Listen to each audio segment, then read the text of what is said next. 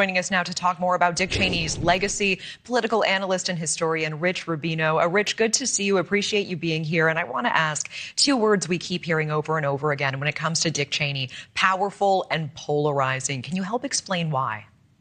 Yes, that's very true. I think in terms of power, he really brought a lot of power into the executive office. I think that when he was part of the Ford administration, the power was really kind of at the diminution. It was kind of the low watermark, if you will. Congress was trying to do more oversight after Watergate. He was part of the Ford administration, actually 34 years old, the youngest chief of staff to a president in American history. He worked in the Bush administration, and in the Bush administration, in part, he used pretext for what happened in Afghanistan, or happened at 9/11 rather, to go into Iraq. And I think he really increased the role of the role of the presidency. Now, in terms of polarizing, he was extremely polarizing. When he was chosen by George W. Bush in 2000 as his vice presidential running mate, he was seen as more of a technocrat and didn't really have that much opposition. But then when during a preemptive war, really became very polarizing. And I think he was a very polarizing figure himself. To the point that in 2008, when John McCain was running for president, Barack Obama and just about every Democrat around the country was trying to run against George W. Bush and Dick Cheney. They became very unpopular as the war itself, both in Afghanistan and Iraq, logged on with no end in sight.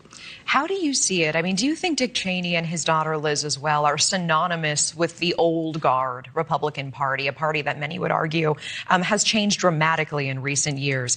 Is that why the clash with the current administration? Yeah, part of it's personal, but part of it is political. And what Donald Trump did is he brought the Republican Party back to a Republican Party of the 1920s. Warren G. Harding ran in 1920. He ran on America First. Trump ran on America First. Like Harding, Coolidge, and Herbert Hoover, Donald Trump was an economic nationalist, whereas other Republicans, every nominee from Eisenhower in 52 through Romney in 2012, were more or less free traders. And of course, Trump was also somebody who wanted to curtail legal immigration, which previous Republican presidents haven't done. And perhaps most importantly, when it comes to interventions overseas, Donald Trump was very critical of both the invasions of Afghanistan and the invasions of Iraq. And those were really the flagship issues and the flagship, I guess you could say, achievements or not achievements, depending on your perspective, during the Iraq War, during the Bush administration, when, obviously Dick Cheney's obituary, the first sentence is going to be about the Iraq War. And Donald Trump is somebody who was very much opposed to that. So they're really in different corners of Republican Party. I think Dick Cheney was really part of the old guard of the Republican Party, like John McCain, like Mitt Romney, and whereas Donald Trump was more of the 1920s type of a Republican. What do you think the history books will say about Cheney and his legacy? I think that's it, power, and I think polarizing. And polarizing will certainly be part of it.